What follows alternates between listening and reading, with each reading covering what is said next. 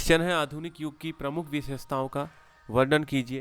ये क्वेश्चन आपको BA first year इतिहास के सेकेंड पेपर में देखने को मिलेगा। ये बहुत ही इंपॉर्टेंट क्वेश्चन है, हर साल ये क्वेश्चन तकरीबन आता ही आता है। तो आधुनिक युग की प्रमुख विशेषताओं का वर्णन कैसे करेंगे आप लोग? सबसे पहले आधुनिक युग की प्रमुख विशेषताओं को लिखेंगे, जिसमें बौद्धिक विकास, नवीन आविष्कार तथा नवीन समुद्री मार्गों की खोज, इसके 2-3 पॉइंट आप बना लेंगे। फिर उपनिवेशवाद और साम्राज्यवाद का उदय। फिर चौथा है नवीन नगरों का विकास एवं मध्यम वर्ग का उदय। पांचवा सामंतवाद का पतन एवं राष्ट्रीय राज्यों का उत्थान। छठवां राष्ट्रीय भावना का प्रचार। सातवां आर्थिक विकास तथा औद्योगिक प्रगति। तो ये है इसकी प्रमुख विशेषताएं। शुरू करते हैं। आधुनिक युग के प्रारंभ में यूरोप में अनेक राजनीतिक, सामाजिक, आर्थिक और धार्मिक परिवर्तन हुए हैं। बौद्धिक नवजागरण के कारण एक नवीन यूरोप का प्रादुर्भाव हुआ जो मध्ययुगीन यूरोप से अलग था। इस नवीन युग की निम्नलिखित प्रमुख विशेषताएं थी। बौद्धिक विकास। यूरोप में आधुनिक युग का प्रारंभ बौद्धिक नवजागरण से हुआ। मध्य युग अज्ञानता और अंधविश्वास का युग था, परंतु आधुनिक काल बौद्धिकता और तार्किकता का युग रहा। यूरोप में शिक्षा का तेजी से प्रचार होने लगा। ज्ञान विज्ञान में विकास के कारण साधारण जनता में सत्य को जानने की अभिलाषा उत्पन्न होने लगी। मध्ययुगीन अंधविश्वासों, रूढ़ियों और मान्यताओं के प्रति जनता के मन में संदेह की भावना उत्पन्न होने लगी। नवीन विचारों के प्रकाश में यूरोपवासी एक नवीन यूरोप के निर्माण में जुट गए।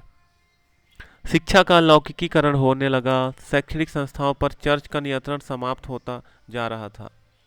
यूरोप वासियों में वैज्ञानिक दृष्टिकोण का विकास होने लगा। नवीन आविष्कार तथा नवीन समुद्री मार्गों की खोज।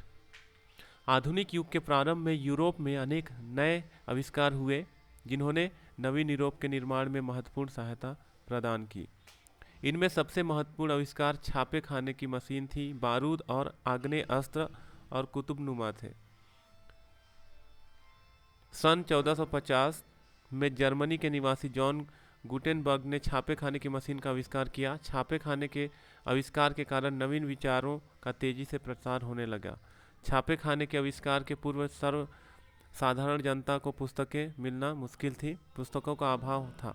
हस्तलिखित पुस्तकें अत्यंत महंगी हुआ करती थीं, परंतु छापे खाने के आविष्कार के कारण जनता को सस्ते मूल्यों पर पुस्तकें उपलब्ध होने लगीं, जिससे सर्वसाधारण जनता का बौद्धिक विकास संभव हो पाया। मध्य युग में चीन में बारूद का आविष्कार हुआ। मध्य युग के अंत में यूरोप में बारूद का प्रयोग, आग्नेय शास्त्रों का निर्माण होने लगा। बारूद, बंदूकों और तोपखाना के आविष्कार के कारण राजा की शक्ति में वृद्धि होने लगी और यूरोप में शक्तिशाली राज्यों की स्थापना हुई। कुतुबनुमा का आविष्कार भी चीन में हुआ। इससे नाविकों की समुद्री यात्रा सरल हो गई। दिशा सूचक यंत्र और कुतुबनुमा के आविष्कार के कारण यूरोप के साहसिक नाविकों ने समुद्री मार्गों की खोज की। यूरोप के विदेशी व्यापार में वृद्धि होने लगी। आधुनिक युग के प्रारंभ में यूरोप में ज्ञान विज्ञान का तेजी से प्रसार हुआ। कॉपरनिकस सन 1473 से 1553 ईस्वी ने यह सिद्ध किया कि पृथ्वी सूर्य के चारों ओर घूमती है। गैलीलियो ने इस सिद्धांत की पुष्टि की। उसने दूरबीन का भी अन्वेषण किया। भौतिक रसायन तथा वैद्यक शास्त्र, गणित इत्यादि क्षेत्रों में महत्वपूर्ण आविष्कार हुए, जिनके परिणाम स्वरूप नव युग का सूत्रपात हुआ। प्राकृतिक विज्ञान का विकास भी हुआ। तीसरा, उपनिवेशवाद और साम्राज्यवाद का उदय। स्पेन और पुर्तगाल के समान यूरोप के अन्य देशों के शासकों ने पूर्वी देशों के साथ व्यापार करने के लिए अपने व्यापारियों और नाविकों को प्रोत्साहित किया।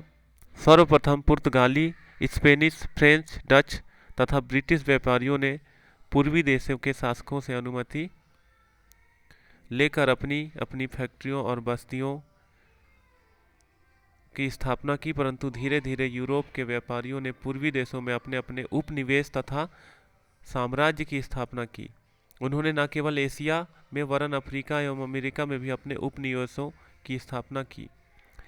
यूरोप के शासकों में अधिक से अधिक उपनिवेशों की स्थापना के लिए तीव्र प्रतिस्पर्धा प्रारंभ हो गई थी।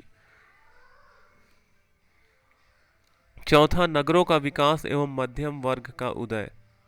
आधुनिक युग के प्रारंभ में यूरोप में अनेक नए नगरों का विकास हुआ। नई नई व्यापारिक मंडियां और केंद्रों की स्थापना हुई। कालांतर में ये मंडियां ही समृद्धशाली नगरों में परिवर्तित हो गई। यूरोप में नागरिक सभ्यता का तेजी से प्रसार हुआ और एक शक्तिशाली मध्यम वर्ग का उदय हुआ। इस शक्तिशाली मध्यम वर्ग ने मध्ययुगीन व्यवस्था को चुनौती दी। सेविल के अनुसार बड़े बड़े नगरों के उत्थान से यूरोप में न केवल नागरिक सभ्यता का विकास हुआ वरन उसने अंतर्राष्ट्रीय संबंधों के विकास को भी प्रोत्साहित किया। व्यावसायिक परिवर्तनों के फलस्वरूप मध्यम वर्ग की आर्थिक, सामाजिक और राजनीतिक स्थिति अधिक सुदृढ़ हुई। वे आवश्यकता पड़ने पर सामंतों को ऋण भी देने लगे थे।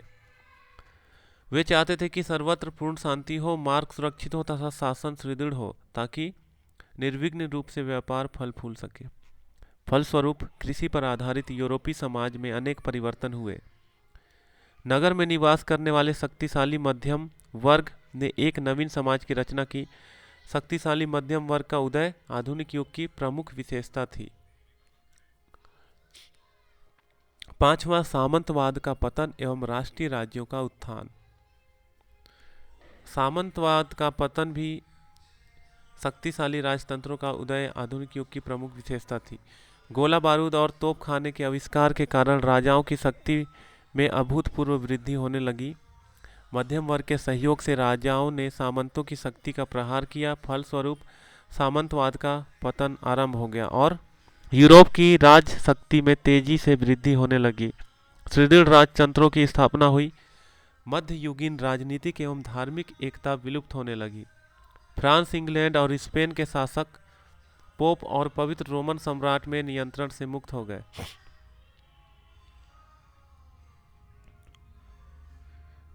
इन देशों के शासकों ने अपने अपने देशों में सुदृढ़ राजतंत्र और राष्ट्रीय चर्च की स्थापना की। छठवां, राष्ट्रीय भावना का प्रसार। मध्य युग में यूरोप में राजनीतिक और धार्मिक एकता विद्यमान रही। संपूर्ण पश्चिम यूरोप पर पवित्र रोमन सम्राट और समस्त ईसाई जगत पर रोम के पोप की सत्ता मान्य थी। परंतु आधुनिक युग के प्रारंभ में यूरोप में राष्ट्रीय भावना का तेजी से प्रसार होने लगा। धीरे धीरे यूरोप वासियों में राजभक्ति, देशभक्ति और राष्ट्रीयता की भावना प्रबल होने लगी। पवित्र रोमन साम्राज्य और पोप की सत्ता से यूरोपीय राज्य स्वतंत्र हो गए। यूरोप के शक्तिशाली शासकों ने विघटनकारी शक्तियों का दमन किया जो राष्ट्रीय एकता के मार्ग में बाधक थी। सातवां है आर्थिक विकास। आर्थिक विकास तथा औद्योगिक प्रगति। आधुनिक युग के प्रारंभ में यूरोप में अनेक सामाजिक और आर्थिक परिवर्तन हुए।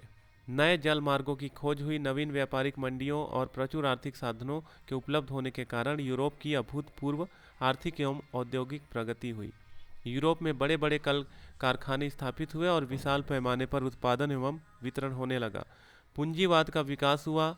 आधुनिक काल में पूंजीपतियों एवं श्रमिकों के बीच वर्ग संघर्ष के कारण समाजवाद का विकास हुआ। इस प्रकार आधुनिक युग के प्रारंभ में यूरोप में अनेक परिवर्तन हुए।